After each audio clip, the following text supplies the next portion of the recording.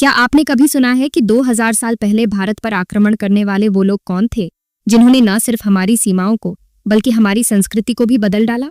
इतिहास की किताबों में कुछ नाम ऐसे होते हैं जो एक बार जरूर दिखते हैं, लेकिन इतने जल्दी गायब हो जाते हैं कि दोबारा जिक्र भी नहीं आता। इंडो ग्रीक, शाका, कुशन, शायद आपने भी इनका नाम कभी एक दो लाइन में पढ़ा होगा।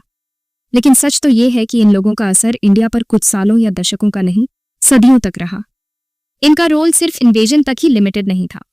इन्होंने यहाँ की पॉलिटिक्स, कल्चर, आर्ट और रिलीजन, ऑलमोस्ट हर चीज को टच किया और क्वाइटली धीरे धीरे इतना डीपली जुड़े कि कई चीजें आज भी हमारे साथ हैं, बस हमें पता नहीं।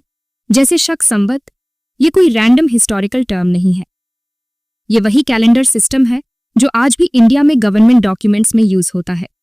लेकिन ये शक लोग थे कौन, कहां से आए थे, और क्या ऐसा कुछ किया था कि उनके नाम पर आज भी ऑफिशियल संवत चलता है? और बात सिर्फ इतनी भी नहीं थी। कुछ रूलर्स तो ऐसे भी थे जिन्होंने अपने कॉइन्स पर भगवान शिव और भगवान बुद्ध दोनों की इमेज एक साथ छापी, वो भी उस दौर में जब रिलीजन आइडेंटिटी का मेन हिस्सा हुआ करता था। सोचिए, एक आउटसाइडर आकर ऐसा स्टेप लेता है, मतलब क्लियरली ये लोग सिर्फ कॉन्कर नहीं कर रहे थे बल्कि समझ भी रहे थे। ये सब लोग बाहर से आए थे, लेकिन अपने साथ सिर्फ तलवारें नहीं लाए थे, आइडियाज लाए थे, सिस्टम्स लाए थे और एक ऐसा पर्सपेक्टिव लाए जो इंडिया को सिर्फ लड़ाई के मैदान से निकालकर एक कल्चरल क्रॉसरोड बना रहा था। अब जब हम इन फॉरगॉटन फॉरेनर्स की बातें करते हैं तो वो बस कॉन्करर नहीं लगते, वो ऐसे लोग लगते हैं जो इंडिया की कहानी के अंदर क्वाइटली बैठ गए, बिना ज्यादा शोर किए। शायद इसलिए हमें इनके नाम याद नहीं रहते, लेकिन असर आज भी बाकी है। अभी तक हमने बस सतह छुई है, अब थोड़ा गहराई में सोचिए। क्या आपने कभी सीरियसली सोचा है कि जो लोग 2000 साल पहले भारत में आए, वो आखिर आए कहां से थे? सेंट्रल एशिया, ईरान, ग्रीस, और वो आए क्यों थे? क्या उनका मकसद सिर्फ लड़ाई झगड़ा था या कुछ और? असल में रीजन सिर्फ इन्वेजन नहीं थे। कुछ लोग यहाँ ट्रेड के लिए आए, कुछ पॉलिटिकल कंट्रोल चाहते थे, और कुछ ऐसे भी थे जो रिलीजन और आइडियाज को साथ लेकर आए थे। हर कोई एक जैसे इरादों से नहीं आया था, और यहीं से कहानी इंटरेस्टिंग होने लगती है। अब सोचिए, अगर ये लोग इंडिया तक ना आते तो क्या बुद्ध धर्म इतना दूर तक फैल पाता? चाइना, सेंट्रल एशिया, यहां तक कि जापान तक जो बुद्धिज्म पहुंचा, क्या वो संभव था? और सिल्क रूट, जो पूरी दुनिया को एक नेटवर्क से जोड़ता था, क्या वो भारत को छू पाता? इस स्टोरी में सिर्फ डेट्स और डायनेस्टीज नहीं है, इसमें है पूरा पावर प्ले, राजाओं की पॉलिटिक्स, बड़ी बड़ी लड़ाइयां, अचानक हुए धोखे, और उसके बीच चलता हुआ ट्रेड और रिलीजन का मूवमेंट। और जो चीज सबसे खास है वो है इन सब का असर।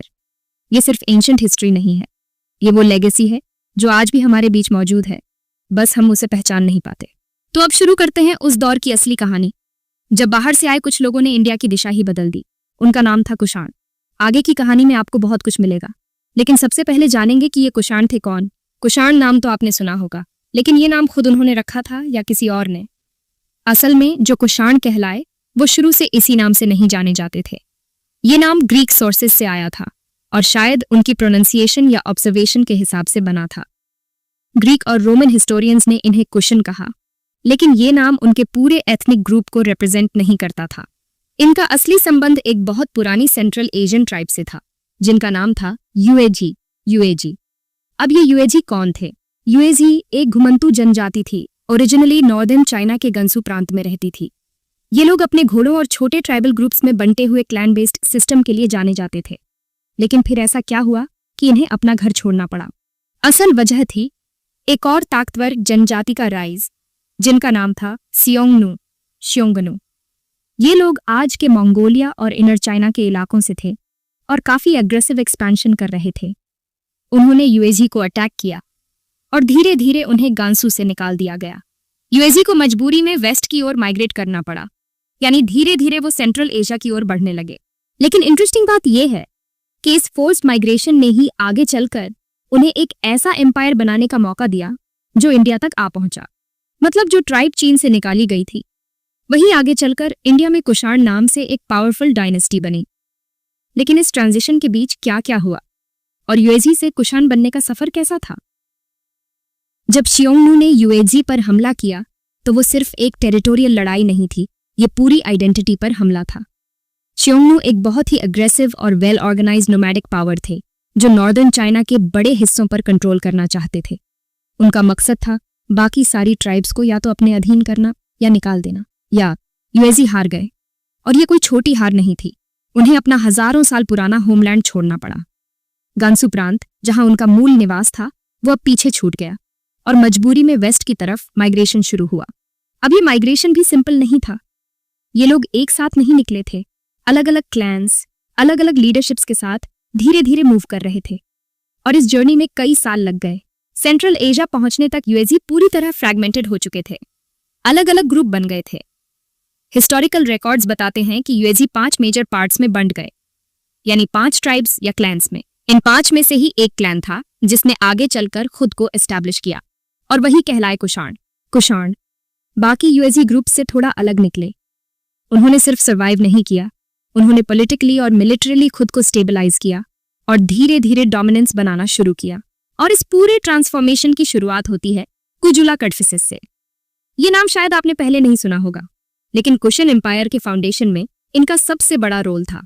करीब 30 ईस्वी के आसपास कुजुला कड़फिसेस ने बाकी छोटे छोटे यूएजी क्लैंस को अपने लीडरशिप के नीचे यूनिफाई करना शुरू किया। इसका मतलब ये था कि अब फ्रैगमेंटेड ट्राइबल सिस्टम से एक प्रॉपर पॉलिटिकल स्ट्रक्चर बनने लगा था। उन्होंने सिर्फ एक मिलिट्री लीडर की तरह काम नहीं किया, बल्कि उन्होंने स्लोली अपना टेरिटोरी एक्सपैंड करना शुरू किया। बैक्ट्रिया, आज का अफगानिस्तान का हिस्सा, पार्ट्स ऑफ सेंट्रल एशिया, और फिर धीरे धीरे इंडिया की तरफ उनकी नजर गई।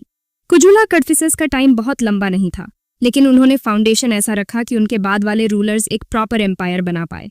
अब आगे जानेंगे कि ये एम्पायर कैसे बना और कैसे एक ट्राइबल रेफ्यूजी ग्रुप ने साउथ एशिया का इतिहास बदल दिया। अगर आपको ये कहानी दिलचस्प लग रही है तो अभी सब्सक्राइब करना ना भूलें।